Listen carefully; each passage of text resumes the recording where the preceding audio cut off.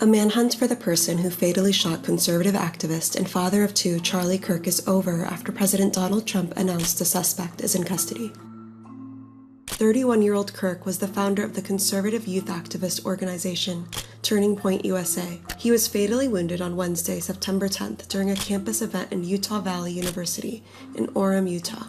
Authorities have identified 22-year-old Tyler Robinson as a suspect who allegedly killed Kirk. Here is a timeline of how the shooting unfolded and how Robinson was arrested. According to Utah Governor Spencer Cox, suspect Tyler Robinson arrived at UVU's campus at 8:29 a.m. local time on the day of the shooting, driving a gray Dodge Challenger. Bo Mason, the commissioner for the Utah Department of Public Safety, said authorities tracked the suspect's movements onto the campus. Through the stairwells, up to the roof, across the roof to a shooting location. At 12:07 p.m., a crowd awaits Charlie Kirk at UVU, the first stop on Turning Point USA's The American Comeback Tour. Supporters start chanting Kirk's name ahead of his appearance. Around 12:09, Kirk makes his appearance and throws hats out into the crowd of about 3,000 people. All right, we're going to get started, everybody. You know how it works. 12:11 p.m., Kirk begins speaking, opening debate and answering questions from individuals in the crowd. At 12:23 p.m., Kirk is hit with a single shot to the neck, appearing to come from an elevated position on a nearby rooftop. Video shows Kirk being carried by 6 men to an SUV, which transports him to Timpanogos Regional Hospital. According to authorities, immediately following the shooting, the subject moved to the other side of the building, jumped off of the building, and fled campus into a nearby neighborhood. At 12:52 p.m., UVU sent out an alert that police are investigating and that a suspect is in custody. The person of interest is released after questioning. At 2:22 p.m., the Orem Police Department said the shooting suspect was not in custody and is still at large. At 2:40 p.m., President Donald Trump announces in a post on Truth Social that Charlie Kirk has died from his injuries, writing, quote, "No one understood or had the heart of the youth in the United States of America better than Charlie." At 4 p.m., Utah Governor Spencer Cox clarifies during a press conference that there is a person of interest in custody who is being questioned. To whoever did this, we will find you. At 4:21 p.m., FBI Director Kash Patel writes in a post on X that the subject, quote, "for the horrific shooting today that took the life of Charlie Kirk, is in custody." Authorities later say the person of interest was not the shooting suspect and was released after questioning. At 7 a.m. on Thursday, September 11th, FBI Special Agent in Charge Robert Bowles announces during a press conference that authorities have recovered what is believed to be the weapon used in the shooting, a high-powered bolt-action rifle. At 9:56 a.m., authorities released images of the suspected shooter, asking for the public's help in identifying them. The FBI writes in a post on X that it is offering a reward of up to $100,000 for information leading to the identification and the arrest of the individual responsible for the murder of Charlie Kirk. At 6 a.m. Mountain Time on Friday, September 12th, President Donald Trump announced on Fox and Friends in New York that a person is in custody. As I'm walking in, they said, looking real good. They have the person that they wanted. At 8 a.m., Utah Governor Spencer Cox said at a press conference that Tyler Robinson, a Utah native, was identified as the person who shot and killed Kirk. Good morning, ladies and gentlemen. We got him. He was taken into custody in St. George, Utah, on Friday. Cox said that after Robinson's father recognized his son in the distributed photographs, he told Robinson to turn himself in. Robinson initially said no, but later changed his mind, officials said. The father then called a youth pastor, who is also a U.S. Marshals Task Force officer. The officer advised the father to have Robinson stay in place. This information was then conveyed to the FBI. I'm grateful that at this moment we have an opportunity to bring closure to this very dark chapter in our nation's history. All right.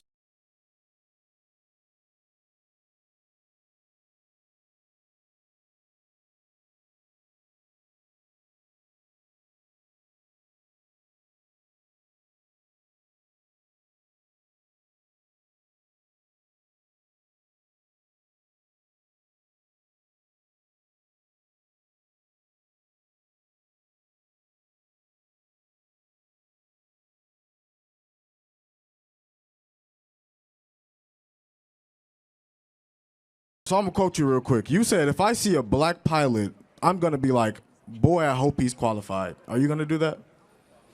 Yeah, I mean that is correct. Yeah, that's correct. Okay, so can we both agree? What was the context of what I said, though? What was the context? I don't even want to get into DEI because your opinion on DEI, it doesn't really help it in this case. So, if the context between what you brought up was that you believe that because they were being hired because they were black. Okay, so can we both agree that every single pilot, whether black, white, whoever, has to go through FAA certification? No, actually, we can't. New lawsuit shows that black pilots and female pilots have the standards being relaxed. No, for them. sir. Can we agree at the time of February 29th or 2023 when you said it at the time? No. No, actually, I said it. That's why you don't know the context. Is that new lawsuits were showing that they were relaxing the standards for air traffic control and pilots in order to meet the standards. The context of that was diversity, equity, and inclusion. What does that have to do with hiring? Everything. DEI definitionally is that we will hire more of a race versus a different race. So, for example, United Airlines said that they want 50% of their new pilots to either be women or black. Okay. Currently, just so you understand, it's like 8%. So they want to go from 8% to 50%. Okay. And every time DEI is implemented, every single time, the lowering of standards occurs. Every single time. Lowering of standards? Correct. So can I prove it to you? We both want excellence, right? Okay. If you and I said, hey, we want 50% of the new people going in the NBA are white. Okay. Would the NBA drop in its standard? No. No. The National Basketball League? League? No, if we said 50%, if we say by... 50% of the NBA dropped and it was only white. No, I you're said... You're saying would the standard go down? I'm not hearing what I'm saying. If 50% of all new people going in the NBA were white, by decree, would the quality of play of the NBA decrease? Would the quality of play in the NBA decrease? Yeah. No, if they're the same standard of basketball player. Hold on, let's talk realistic. Well, what are you saying realistically? You're asking me if 75% of the NBA is black. 75%. So does that mean white players are less better, or does that mean whites are not as good at basketball as blacks? Okay. I mean, we got some big. Everybody, calm down. We got some big exceptions. I mean, we're very proud of Larry Bird. Okay. No, he's good. We're very proud of Luka and Nikola. However, the point being, let's implement DEI in the NBA. Okay. If all of a sudden 50% of all the players have to be white, which means they have to say no to otherwise good black players. There was a time where this happened, right? Well, no, I of course, and the league wasn't as good. That's the point. No, you understand that there was a time where the exclusion of African American players was in the NBA, right? No, for sure. I acknowledge that, and the league got better as blacks were allowed in. Did it get better, or did we just integrate ourselves in? Well, hold on, no, but wait, the players in the league averages around that time weren't worse. We just got better. Hold on. Do you actually think that? Why is it that 75% of the NBA is black? Right now? Yeah. I mean, well, it was a certain point around 1965 where a law passed where we can actually... Why is it that 75% of the NBA is black? Because we integrated into the league. No, because the best players are allowed to play in the NBA. Well, actually, the best players in the NBA are European-born. They're not even African-American. I mean, a couple of them are. As I said, we're very proud. No, we're very integrated within sports, but what does that prove? That proves that the NBA is not built on DEI. It's built on excellence. No, the NBA isn't proof. So when you mention DEI, you're now saying that it's... You obviously don't know what DEI is. DEI... How I know what DEI is if you're not giving me a proper explanation on what it is. DEI is racial quotas. Racial quotas? Yes. You've never heard of DEI before. So, do you know what a racial quota is? You have to have a certain amount of a certain race. That is what United Airlines did. Mm-hmm. We must get to 50% of our pilots to be black or women. Therefore, if the NBA said 50% of our players have to be white, I guarantee you, we could try to get as many Serbs and Croats as possible. It's not going to make the NBA the best league. Instead, the NBA has a policy of which the NBA and the FAA and the United Airlines should have the same policy. It doesn't matter the color of your skin. It matters how good you are at what you do. So excellence matters. Wait. Okay. So what you're saying is, everybody's good? So what you're saying is the NBA is a great example No, it's a bad example. Because in the example that I gave you, I said when you say a black or female pilot might be less qualified because of DEI, what you're implying is that they didn't earn their spot. Correct. They didn't, because that's what DEI does. That's your imply? Because you're there because of the quota, not because of excellence. Does DEI give you the opportunity because of who you are, or does it open up access? No, it gives it because of literally the color of your skin. Charlie, you are quoted by saying that, guys, Everyone knows the quote because it's true. When you hire somebody... What's true? It's true because they're there not because of their merit, but because of a racial quota. Why is it that only 8% of pilots right now for United Airlines are black or female? It's actually 3%. Oh, that proves my point even more. And no, it doesn't. It's, guys, DEI is the reason why they're not in these positions. But it's because they're... Listen. Man, you are making no sense at all. That's cool.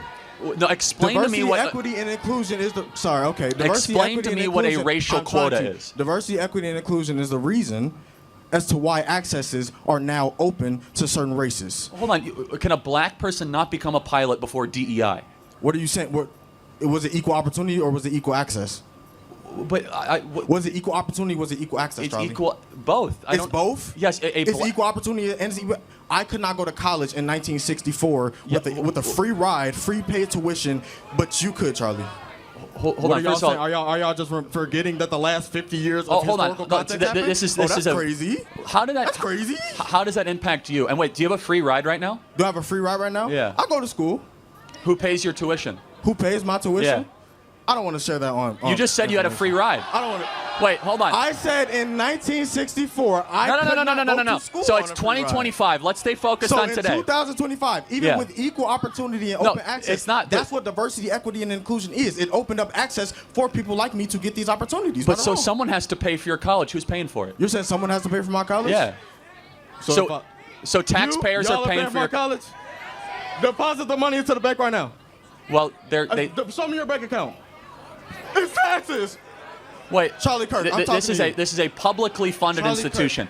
But the publicly funded institution, we are one of the. It's top three. ISU, University of Illinois Champaign, and the University of Illinois Chicago. 3 schools, universities that are getting funded more than other universities in Chicago. So yes, we do get funded more. Yes, I'm well more access to get a free ride. But what if I went to Chicago State University? Right. Would I get a free ride then?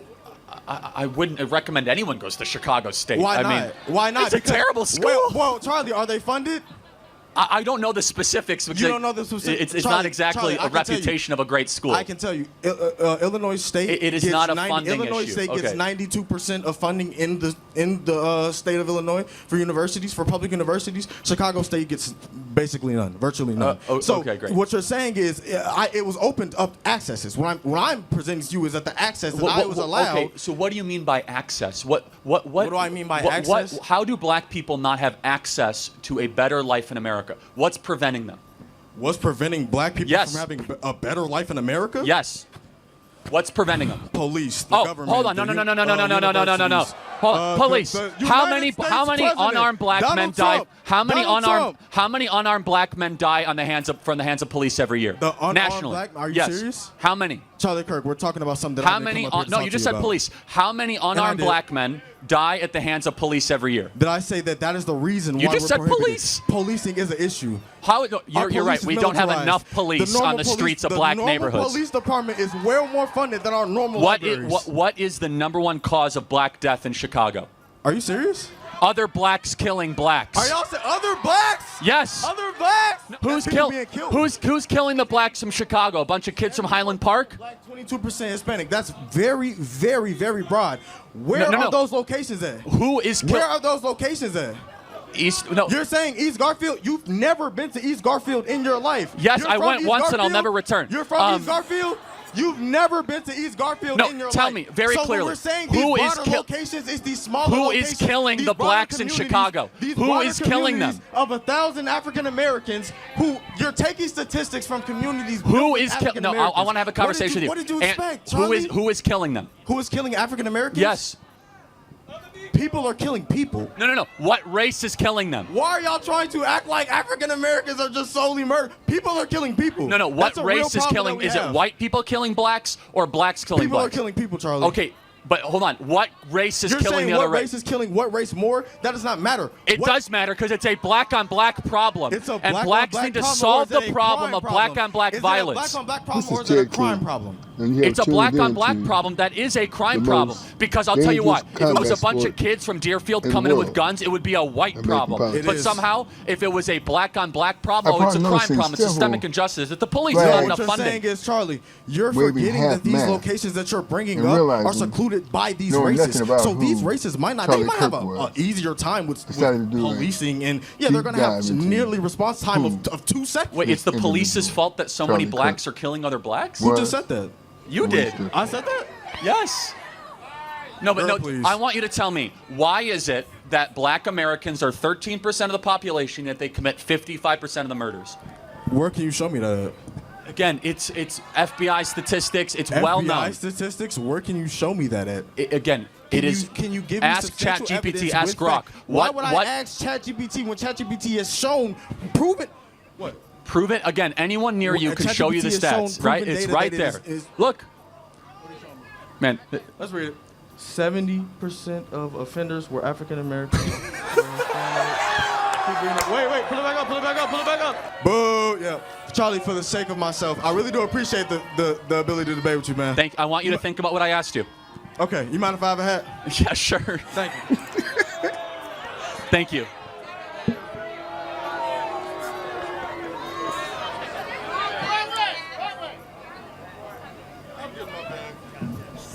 That was an instant fact check right on air. Give me your perspective on DEI, and because based on what I heard earlier, I feel like you don't think I belong here. Oh, because really? Why? How I am a black man, and because of DEI, I'm not qualified enough to be here. Yes, I am. Okay, great. Then you belong. But why do I have to prove that to you? You don't. You brought it up. I didn't. Okay, but can you explain to me your position on DEI? Yes, people should not be in positions just because of the color of their skin. Hard stop.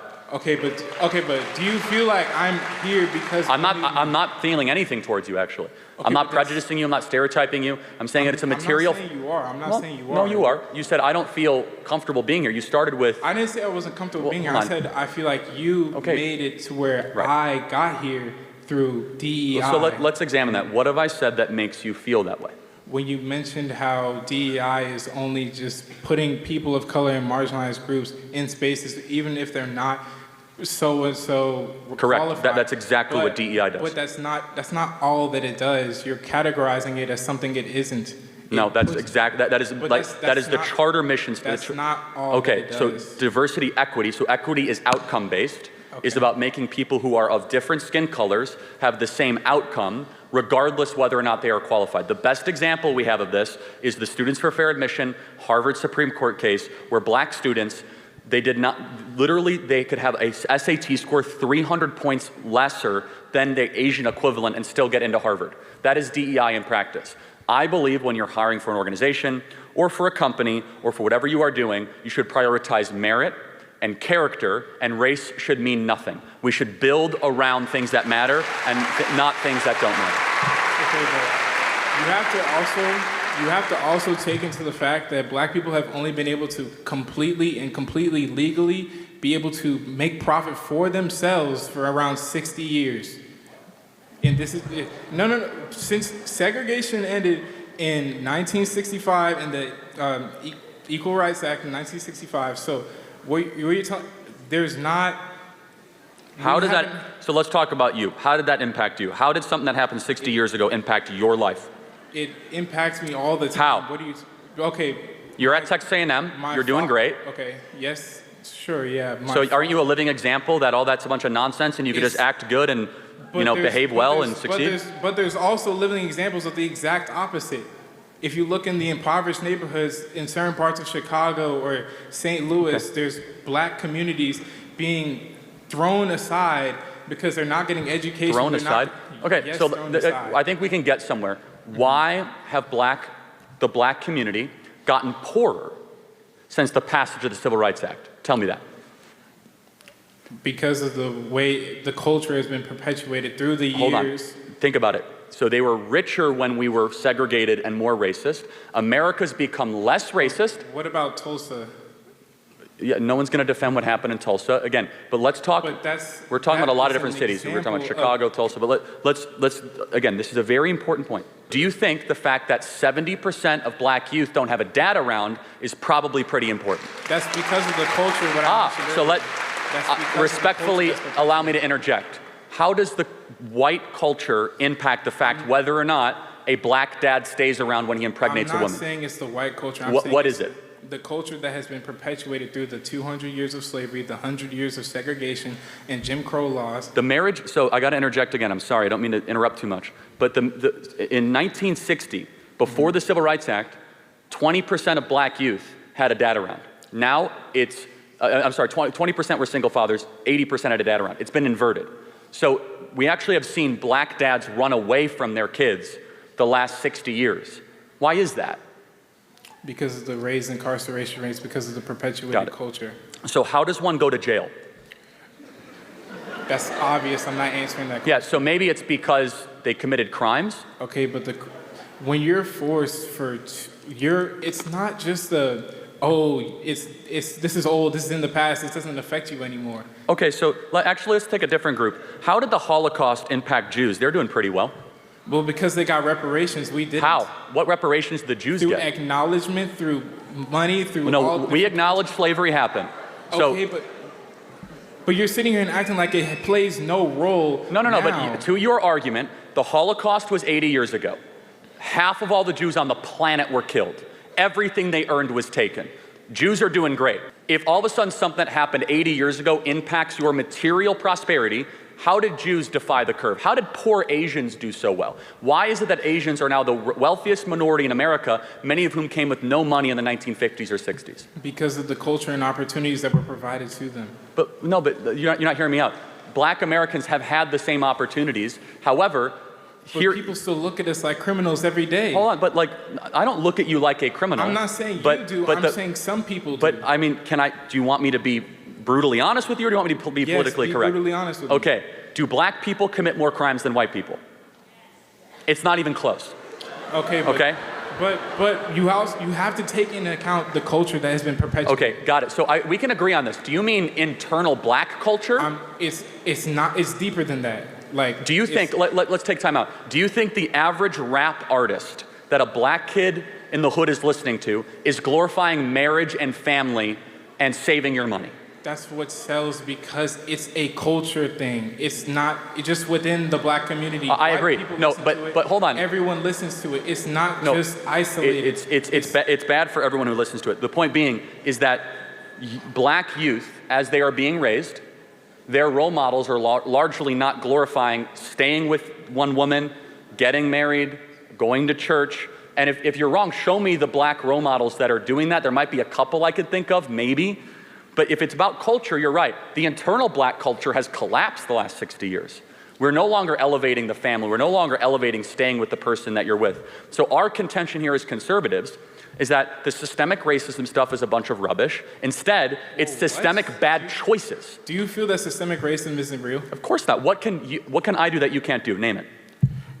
Okay. No, seriously. What can I do that you can't do? That's a slippery slope. No, it's not. I don't know why. Very simple.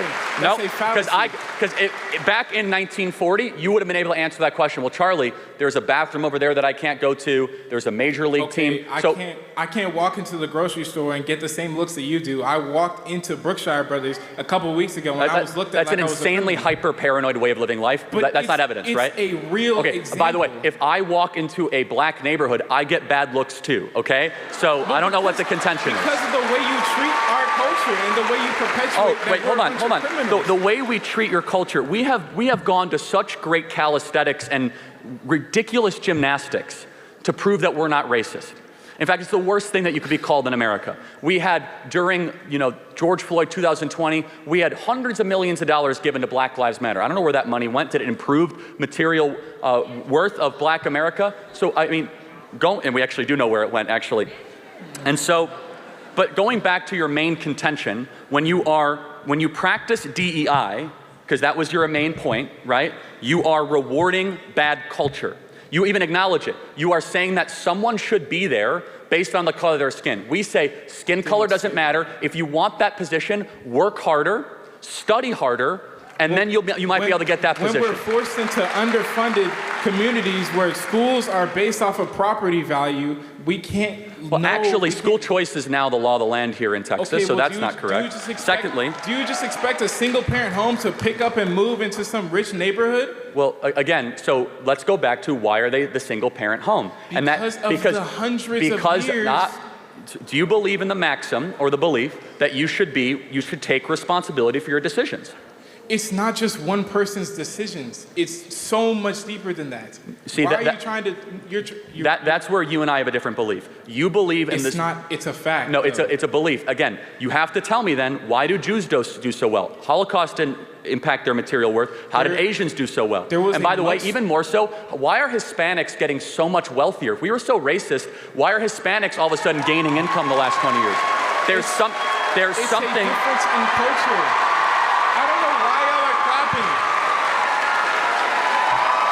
But it's a difference in culture.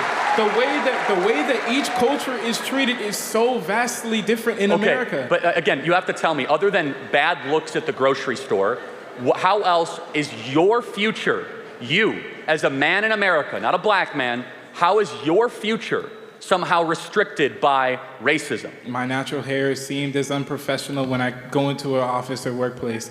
When I walk around in certain places, people just assume, like I've said earlier, the dirty looks. When people think you are automatically the worst of the worst solely because we don't think that. You've interrupted me like 10 times because now. you think you know what white people think, and you don't. I don't know what white people think. Then why do you keep on saying you know what white people think? I've seen it. I'm not you've saying seen our thoughts? I've seen what people have done to me and people who look like me around the world and in America. How? But again, you are. Let's just make an example. You are here in the wealthiest country ever. Yes. At an amazing university with all the opportunity imaginable in front of you. And all you want to do is look backwards at everything that prevented you when you are a glaring example that there is no systemic racism and you can actually achieve your wildest dreams. Whoa, I never said that. Hey, I'm not the only black person who exists out there. There's so many people who this culture is affecting to this day. Do you know black Americans are the richest black people on earth? You cannot find a black majority country or any country where black people have significant representation where they are as wealthy, because even the poorest people in America are in the top 5%, the top 2% of wealth around the world. And so my whole belief is stop acting like you're a victim and start making better choices. Not acting like a victim, whoa. Respect. This is not a victim mentality. No, it fundamentally is, because white people are not out to get you. There's nothing. There is nothing holding black people back. Let me say that again. There is nothing holding black people back. In fact, the opposite. You can get into colleges with lower test scores. But you could say things that white people can't say and not be fired for it. Black people are wildly disrepresentation. Well, people say that to me all the time, and they just walk around like it doesn't mean anything around here. Say what? Say the what? The N-word. I'm not going to say it on this public platform, but people say it to me all the time. Derogatorily. Yes. No, I think you're lying. Why would I be lying about So you're trying to tell me at this campus, did you report it to student services?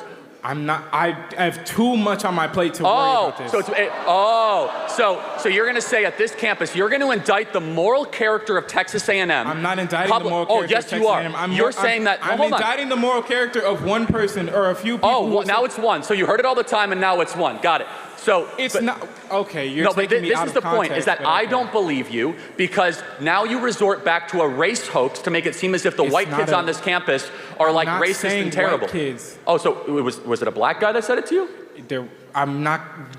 It matters a lot, because this is how lies are able to grow. Jussie Smollett, we see this. You have to challenge them head on. Do you think I'm lying when I say that people say the N-word around here? And just if I think a white person comes up to you derogatorily and says, shut up, N-word, I'm not saying they said it. I said, are they saying it derogatorily? But that doesn't mean it's word for word like that. But, okay, so then it's not an insult then. Anytime. So then don't bring it up as if it's evidence of racism. Because you brought the N-word up first. I didn't. No, I didn't. No. You specifically said, name me an instance of the N-word. No, I said black people can say things that white people can't say. Of course that's true. But that's automatically implying that one word. It's more than that. But let me just kind of build this out further. What is it then? There's a lot of things black people can say. Explain it to me. You want me to give you more examples of things? Yes. Black people are allowed to talk about black culture in a way that white culture cannot. For example, black people can go up and say that there's a baby mama problem in black America, and white people are not allowed to say that. Oh, I just did. So what are you gonna do, cancel me? Black people are allowed to say, I'm a grown man, I got way too much to worry about. Black people are allowed to say that there is a systemic fraud issue within the PP loan application in black America. Black people are much easier to be able to say that black individuals, despite being 13% of the American population, commit 55% of the murders. If most white people say that at a job, they would get fired for being a racist. I don't care because I say whatever I want. So black individuals have much more intellectual public freedom than white people do. If a white person were to come up and say, you know, black America really needs to get its act together and stop sleeping around all the time, and it needs to actually have monopoly. Why would you? Because it's true. Because why would you just walk up to someone and talk and attack their culture from the outside? Well, hold on. Hold on. Let's look at the evidence. You said to myself, you said there's all these people suffering in Chicago. There's all these people that are terrible. I'm telling you why. It's because there's been bad decisions that have been institutionalized. Let me finish. And rap artists and athletes and people at the top level of black society that refuse to ever challenge the core rot in black America, which is that they are allowing degeneracy and hedonism to eat the soul of what once was a beautiful black culture, and instead they go around saying it's the boogeyman of racism, the white man is out to get you, and the result is black America is doing worse than it was in the 1960s. That is the contention, period.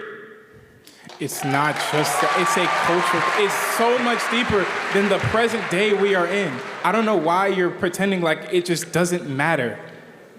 What doesn't matter? You mean things that happen? Again, I've been through this multiple times. Let me just ask you one. But you're not listening to understand. No, you're listening to reply. No, I'm doing both actually. And so, but let me just ask one final question, right? Mm-hmm. Which is that you have your entire future ahead of you. Mm-hmm. When you are hired for a job, would you rather be hired because of your race or because of how qualified you are? It doesn't boil down to just that. That's what DEI is, man. No, it's not. Yes, it is. No, it's not. It is definitionally the hiring of people. They're not just going to immediately see. You get extra points if you're black with DEI. That's how it works. Racial quotas elevate people based on the color of their skin. So do you think I got extra points to come here? I don't know. You said you were qualified, but affirmative action was institutionalized in Harvard and in Texas and a lot of other places. There is nothing that is preventing black people from prospering. Nothing. The only thing is that you guys have been hypnotized to be victims of your own mind, to think as if there's a white person out to get you. I walk in the grocery store, they look at me differently. All that stuff is complete rubbish. The thing that is preventing real life experiences. You're just denying my experience I just shared to you in front of all these people. If you think that, okay, let me just be very clear. I know. America has come really far if your best example of racism is getting bad looks in a grocery store. We have made incredible racial moral progress. That's only my experience. There are so many other people out I'm there. happy to hear every example that they have. It boils down to this. We are not just a racist country, we are the least racist country ever to exist. We go out of our way not to be called the R word, to demonstrate that we aren't racist, to show to people that I have compassion for others and that I want to try to help people of different skin color. But at its fundamental core, I have to go back to this. I don't actually think skin color matters that much. I don't. I want a country that aims towards MLK's dream of one based on content of character and one on competency. I think the hyper-race obsession of this country is really bad. It's really bad for everybody involved, including black America. And I would just ask you, what would you do to improve the material well-being of black America? What is your solution? Education. Okay, we've spent trillions of dollars on education. It's not trillions. You need to fundamentally change the system of education because there's not enough funding. Teachers are not paid enough anywhere. Let's be honest. We need to seriously fix our education, especially when public school education comes from property taxes. When you're in a low-income neighborhood, you're not going to get high-income teachers. If you had to choose more money for education or more dads for black kids, what would you say? That goes hand in hand. Education goes into I agree. Family planning. That's why if we get more dads into homes, it starts solving the problem. No, education is what solves the problem. Well, hold on, but again, if you're just educating and there's not a dad at home reinforcing it, we've seen this play out. We see this in Chicago. In Baltimore, we've spent hundreds of billions of dollars in Baltimore, Chicago, Detroit. We have entire classes of kids that can't read at grade level. We have incredible examples of this, and it goes back to this. If you want to have a privileged life in America, very simple, start acting a certain way. Our belief system is that you come down to the most foundational family unit. And when that breaks down so severely, don't be shocked if that group, when it acts that way, stays in poverty over a longer period of time. Asians are incredibly loyally married. It's one of the reasons why Asian Americans do so well in this country. Hispanics do very well. White Americans increasingly are not doing as well. They also came here by choice too.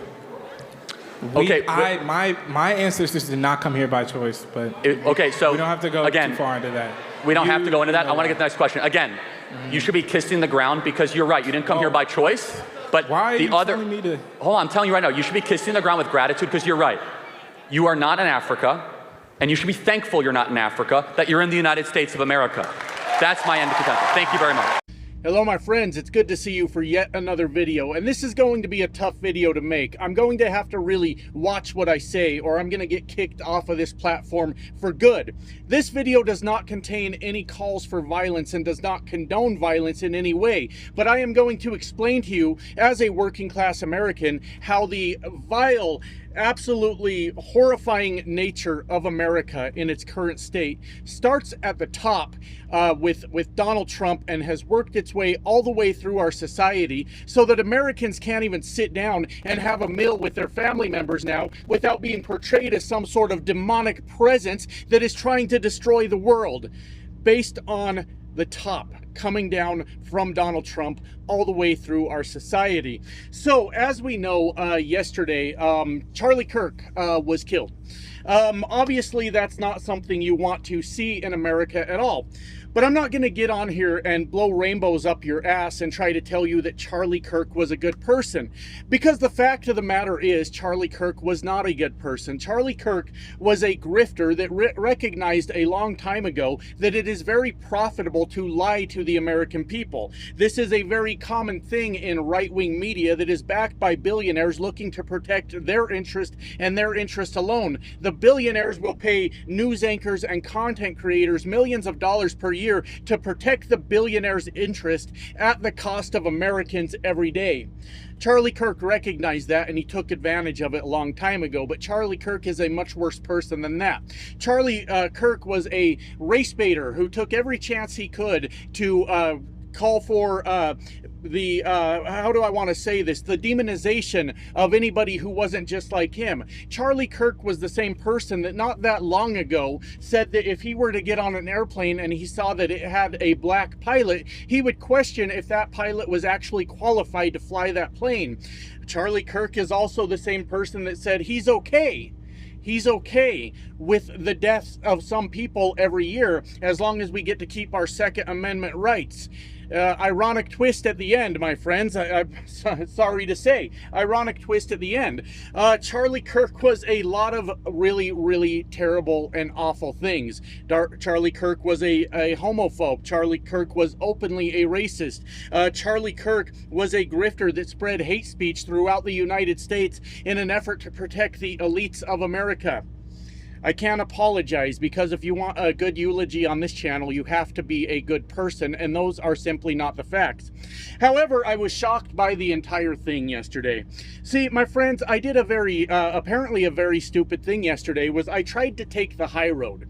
I saw that this was happening, and I was recording a video as this was going on. I had just found out that Charlie Kirk had been shot. He was not dead yet, while I was setting everything up to record a video. I went ahead and recorded the video. I was a little bit behind. I was going to release it an hour late for you guys because I was waiting for everything to get done on YouTube as far as uploading and the checks and everything go. And by the time it was time to release that video, I had found out that Charlie Kirk had died about 2 minutes before I was going to release the video.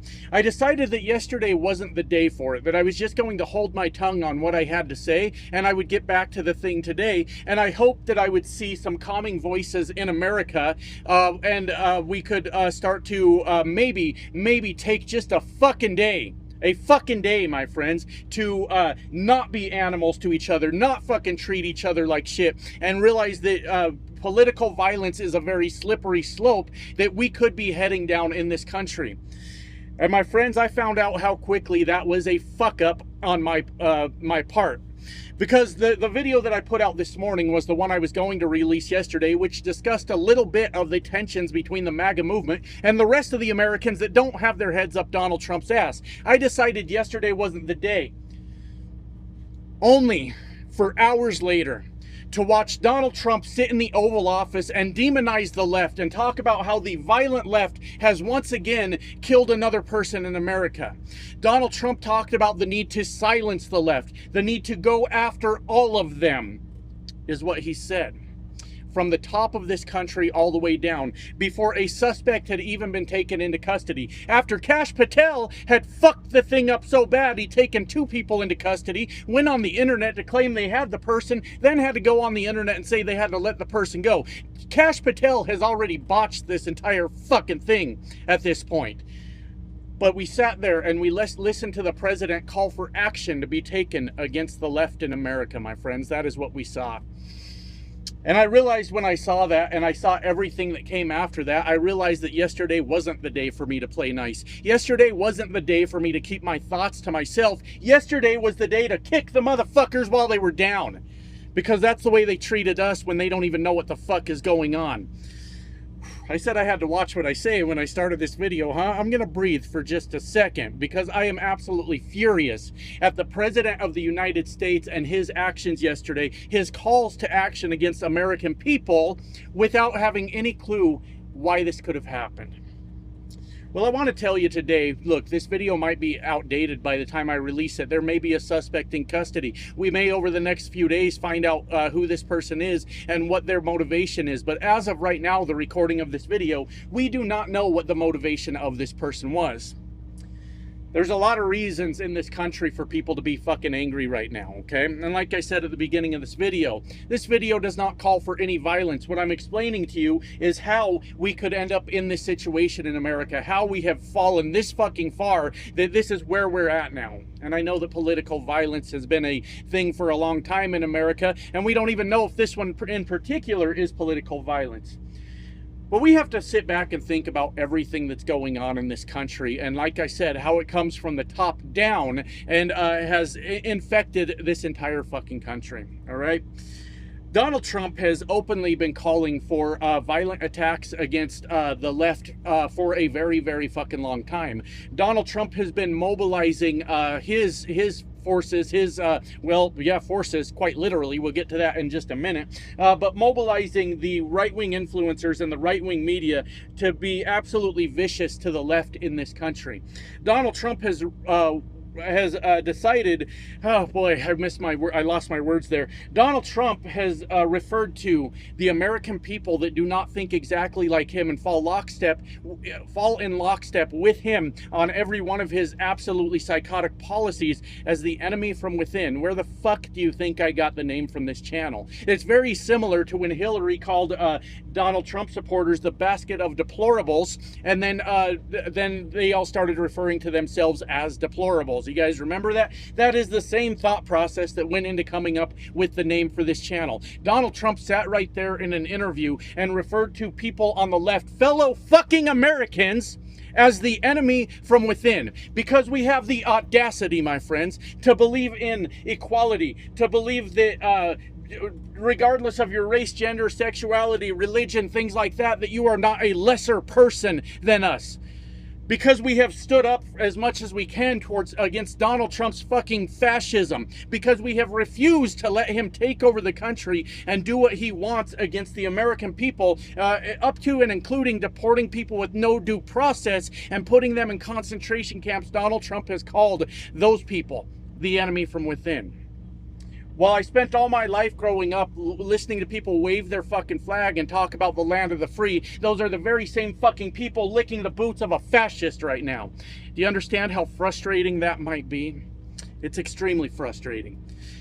And when I talked about Donald Trump and his troops, Donald Trump has openly declared war against the city of Chicago. Now, we know that he turned the troops on the city of DC and the city of Los Angeles, claiming that Los Angeles had riots and Washington, DC had out-of-control crime rates, and none of that was fucking true.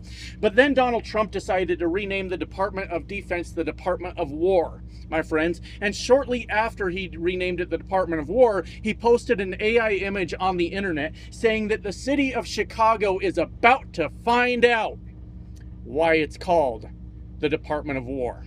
Donald Trump has openly declared war on the city of Chicago. Donald Trump has declared war on the American people. The people on the right don't see a problem with that. You don't see an issue with Donald Trump declaring war on an American city at all? Not even a little bit? And on top of that,